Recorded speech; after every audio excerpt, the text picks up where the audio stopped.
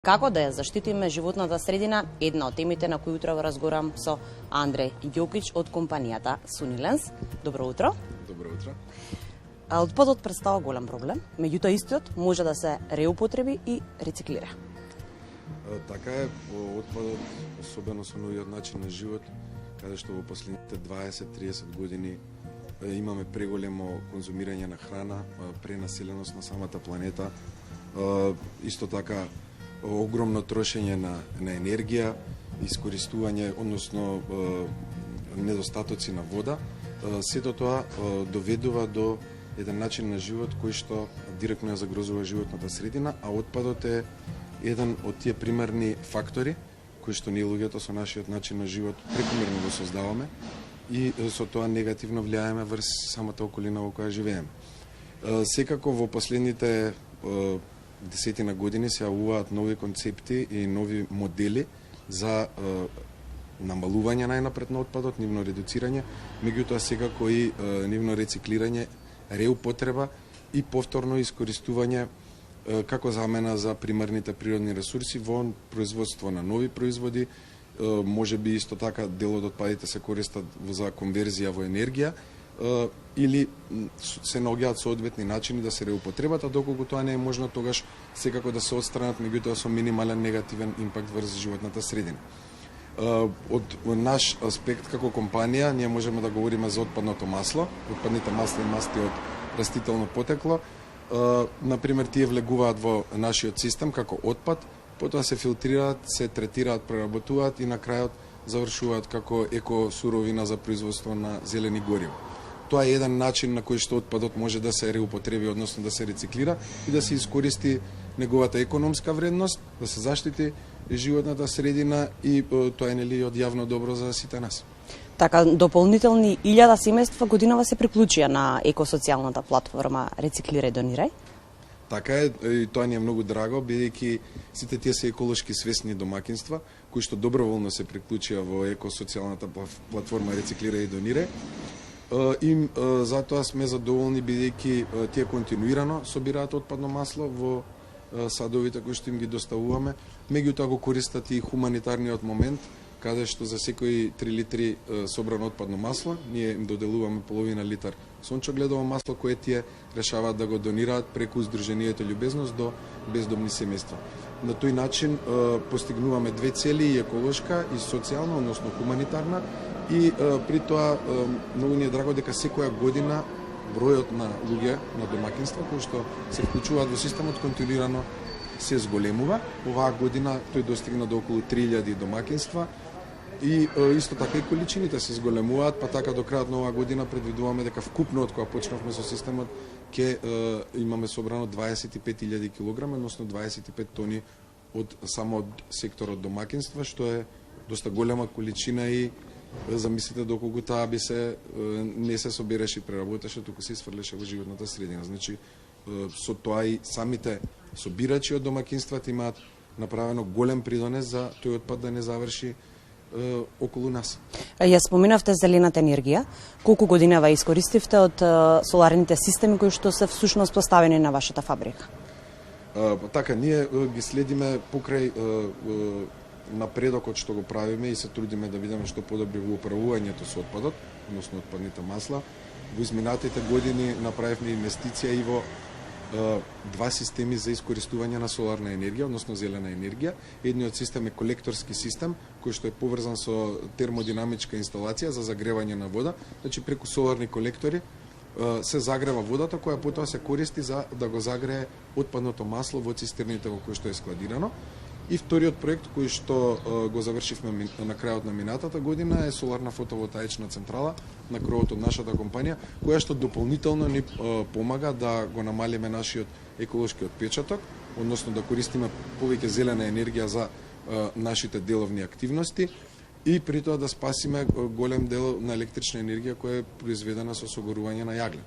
Па така оваа година можам да кажам дека само од фотоволтаичната централа се произведени 220 мегавати на електрична енергија, од кои што над 60% ние ги имаме искористено како компанија, и другите, остатокот, односно 40% се предадени во електродистрибутивната мрежа, и на тој начин имаме како компанија спасено околу 220 тони на јаглен кои би се согориле за да се произведе таа електрична енергија.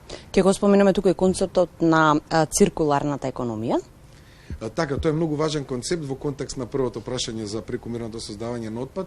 Тоа е еден концепт кој што е и филозофски, меѓутоа се повеќе навлегува и во економските, модерните економски модели, се базира на тоа дека нашето живење, почнуваме од економските системи, меѓутоа и од општествениот живот и социјалните аспекти, треба да се базира на регенерација, односно на регенеративниот концепт кој што е присутен во природата. Што значи тоа? Тоа значи дека треба да дизајнираме производи кои што ќе имаат подолг животен циклус, значи нема да биде како претходно во линеарната економија создади, искористи, испрли. Напротив, ќе бидат производи кои што ќе бидат дизајнирани што подолго да траат, значи што подолго да ги користиме и да имаат некоја висока вредност во нивниот животен циклус. Потоа, тие треба на соодветен начин да се реупотребуваат или рециклираат во нови производи, меѓутоа главната цел е да се минимизира отпадот, да се минимизира тоа што не може да се искористи и да се минимизира загадувањето на природата. Значи, циркуларната економија се базира на циркуларност на сите производи и материјали кои ги користиме, за да може што помалку да ја загадиме природата, да има што помалце отпад, и секако да внимаваме на биолошкиот капацитет на природата, бидејќи зависиме од него. Отпадното масло и пластиката, например, се два видови на отпад кои директно го применуваат овој концепт, бидејќи, например, со отпадните масла имаме растително масло кое што се користи за подготвување на храна, потоа од тоа што ќе остане како отпад влегува во системи како нашите, каде што се загрева, филтрира, третира, и потоа се носи, односно директно се искористува од страна на фабриките кои произведуваат зелено гориво, односно биодизел. И на тој еден начин се затвара кругот на овој производ и самите, како да кажам, самото тоа што останува од производот целосно се искористува во создавање на еден друг зелен производ. Ке се навратам повторно на проектот Рециклирај Донирај, кој што трае веќе неколку години, ние го следиме постојано, каде во основните и во средните училишта нели се вклучуваат учениците и градинките најнапред. Меѓутоа, да сметате ли дека можеби треба да се подигне повеќе еколошката свест, па да се воведе некоја можеби дополнителна настава во училиштата? Одлично прашање, тоа е примарно, всушност, за да одиме напред во поглед на екологијата, меѓутоа јас би отишол подалеку, би рекол во поглед на управување со животната средина, бидејќи животната средина е многу поширок поим, таа го опфаќа целото наше обкружување, целата жива и нежива природа и све што е создадено од човекот и сите меѓусебни влијанија. Значи, треба да има, моje мислење, иако ние еве за еден вид на отпад почнавме со градинките, со проектот учиме за собирање и рециклирање на отпадни масла, вршиме презентации каде ќе не повикаат и во други училишта, мислам и во основни и средни. Меѓутоа, за да постигнеме некој ефект како општество, треба животната средина да биде како предмет, нормално во различни циклуси од образованието на секој дете, на секој млад човек, почнувајќи од градинка, во основно училиште, потоа со основните концепти, и јас би рекол дека би требало да има еден предмет сигурно во средно училиште, а потоа и на факултет, зашто да не биде изборен предмет и во високото образование. Зашто е тоа важно? Затоа што треба да сватиме дека животната средина е интердисциплинарна наука и поврзана со сите науки. Поврзана е со економијата, меѓутоа пред се поврзана е со биологијата, поврзана е со инженерството, со урбанизмот, поврзана е со метеорологијата, со хидрологијата.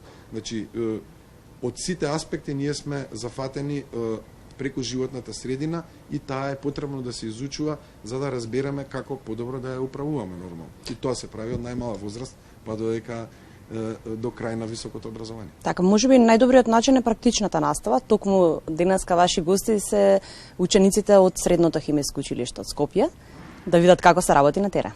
Така е, тоа е исто така многу еден важен дел од покрај теориските облазложенија, односно изучувањето на теоријата, најважно и во пракса да се види како директно се управува со отпадот, како директно може да се заштити животната средина. Тоа денес ќе го направиме со учениците од Средното училиште Марија Кири Склодовска и многу ќе ни биде драго директно да им го презентираме нашиот систем, да им објасниме што е отпадно масло, да им покажеме да им покажеме како тоа со која технологија се филтрира, третира и загрева, како се складира и нормално да им го објасниме секој аспект од тоа потоа каде завршува, што се случува со него и едноставно како функционира нашиот систем, а исто така ќе им објасниме и како се користи, бидејќи тоа се ученици кои се со фокус на изучување на хемија, ќе им објасниме и како се добива, односно кои се главните чекори за добивање на биодизел од оваа отпадна суровина.